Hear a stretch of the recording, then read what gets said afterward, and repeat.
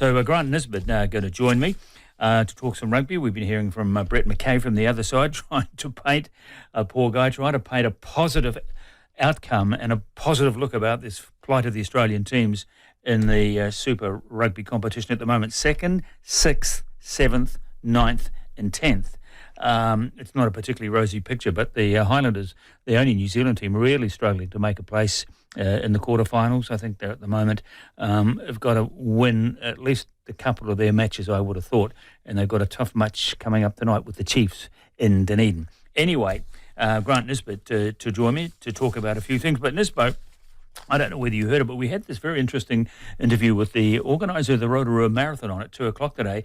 And for some reason, for the last hour or so, I've had this image of you in my mind. I remember many years ago, many decades ago, God knows how long ago, I was down there filming the Rotorua Marathon and the leading runners had crossed the line. And so the director said, let's get back out onto that main road leading into the city and see some of the stragglers, some of the ones falling by the wayside, bringing up their pasta dinner from the night before, absolutely down on their luck and out to it. So we went down towards the airport. They're running strongly, though, strongly. I was really impressed. Was one Grant Nisbett running in the Rotorua Marathon, which was amazing.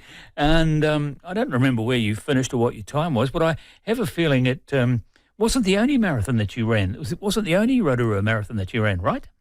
Yeah, g'day, Telf. I did actually. Yeah, look, it all set out as an attempt to probably get fit. So I went for a few jogs, wearing tennis shoes, I might tell you. And then I suddenly thought, well, you need a bit of a goal here. So I thought I might try a marathon. So that's where it all started. Yeah, I did. I ran 80 and 81. Not sure which one you caught up with me on, but I didn't break 4 hours. I know you were a bit more of an athlete than me, but I'm not built to run, and that's been proven over the years. But that's the excuse all obese people use. Yeah, well, that's right. I wasn't born to run. No, I'm sorry. I know you've never been obese. You've just been muscular, right? Well, that's true. Yeah, big bone they call it. Yeah.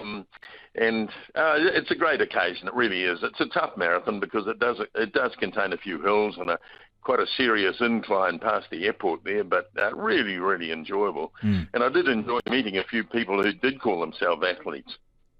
Well, it's actually the 59th running tomorrow. Amazing, isn't it?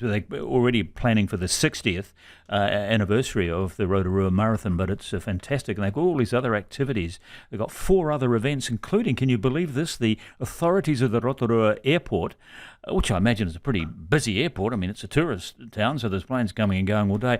They're having a 5-kilometre road race, I suppose you'd call it, or a 5-kilometre run, a race along the motorway in the middle of the day. So unbelievable. Unbelievable. As I said to the bloke, that I just hope that some small plane doesn't develop engine trouble somewhere over the lake. And need the airport. Yeah, yes. Needs the runway in a hurry. He said, I know, we've taken into account that as well. We're going to get people to dive off the runway if they see a plane coming in.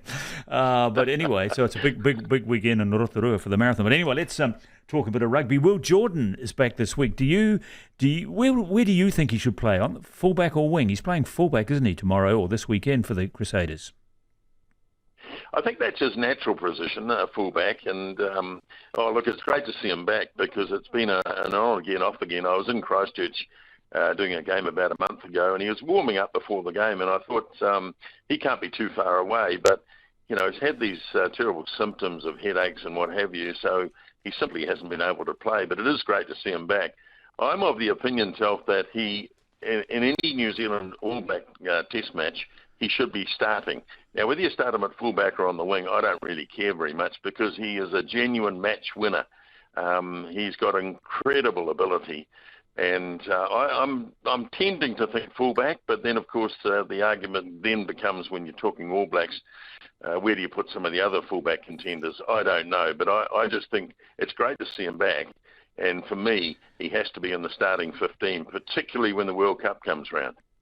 Because also fitting into this mould now is this new name, isn't it? He's been around for a few years, but Stevenson, the Chiefs fullback / wing, he, like Jordan, seems versatile and very capable in both spots. Maybe would there be room for both of them, one at fullback, one on the wing? Yeah, look, it's a very interesting question, because then the argument becomes, in terms of versatility, you've got Damien McKenzie who can play at 10 or 15. You've got Bowden Barrett, who's exactly in the same position.